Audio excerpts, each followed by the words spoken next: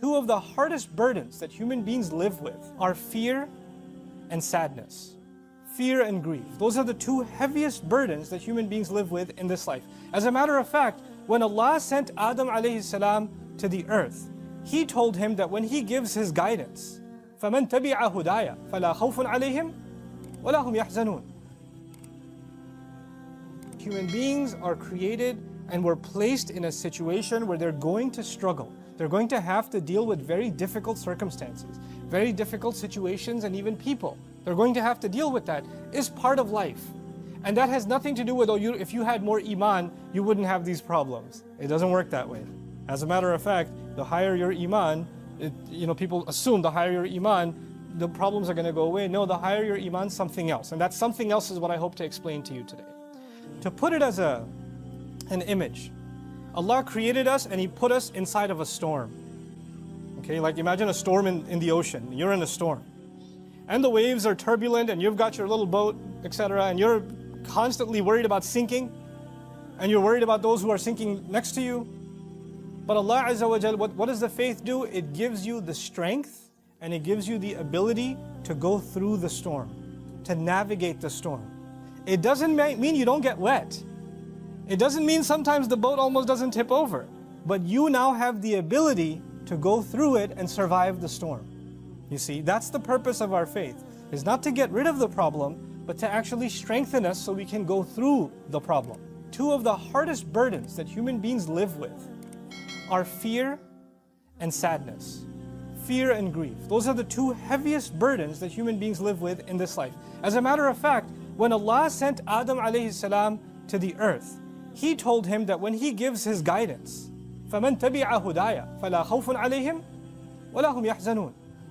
Whoever follows my guidance, they're going to be able to combat fear and sadness, essentially. In other words, Allah knew that in the story of humanity from Adam alayhi salam to the last human being that's going to walk on this earth, every one of them is going to have to struggle with fear and they're going to have to struggle with sadness. Now what are these two things? Fear is about what's going to happen in the future. Fear is about, am I going to lose my job? Is what's going to happen to mom? What's going to happen to my family? What are they going to say? What's going to happen tomorrow? What's going to happen with my exam? What's going to happen with my immigration? What's going to happen with this and what's going to happen with that? These fears about what's going to happen in the next few hours or in the next few days or in the year from now or in the future, these fears are small and big and they're all the time. They're a part of us. You wake up afraid. You're afraid you're going to be late to work. You're afraid that you forgot about some task that you had to do or the time's running out. Small fears, big fears. But fear is a constant part of life. It's always there. And what you're afraid of, let's say a student is afraid of failing an exam. Up until the moments of the exam, there's fear, the heart is pounding.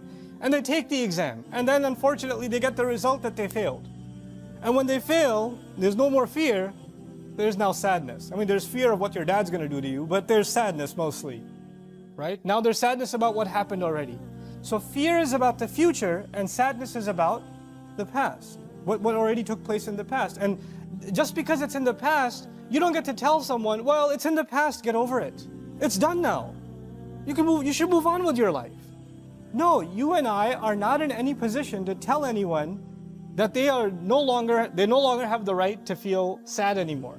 Our Messenger sallallahu alaihi wasallam continued to feel the sadness of the absence of Khadija radiallahu ta'ala anha for years. For years. Feeling sad is not a sign that you don't have enough faith. He has the greatest faith of all, and yet he carries sadness. Yaqub alayhi salam lost his son Yusuf alayhi salam.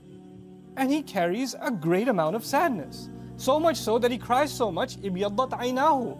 His eyes turned white. His eyes turned white out of sadness. But that doesn't mean he doesn't have faith in Allah.